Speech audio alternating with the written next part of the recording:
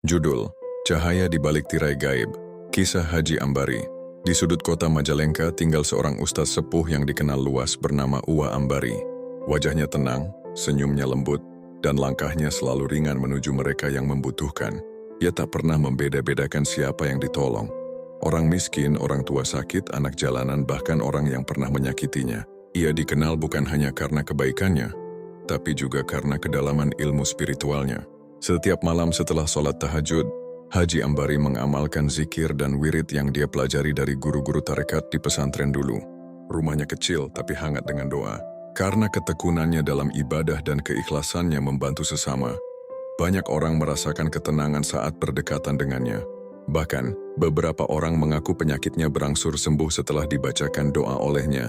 Namun, di balik cahaya spiritual itu, perlahan hadir sesuatu yang ganjil. Malam-malamnya mulai terasa berbeda. Saat berzikir, terkadang muncul bayangan putih melintas di sudut ruangan. Ketika ia membaca ayat-ayat tertentu, terdengar suara lirih seperti tangisan, atau napas berat di dekat telinganya. Tidak menakutkan, tapi mengganggu. Haji Ambari tidak gentar. Ia tahu, alam gaib ada dan akan selalu hadir di sekitar manusia.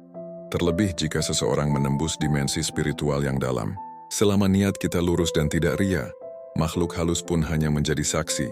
Bukan ancaman, katanya kepada murid-muridnya. Suatu malam, sosok wanita berpakaian putih muncul di halaman rumahnya.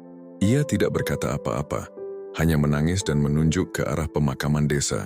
Uwa Ambari mengikuti arah itu dan keesokan harinya, ditemukanlah jasad seorang perempuan yang hilang beberapa minggu lalu di lokasi yang sama.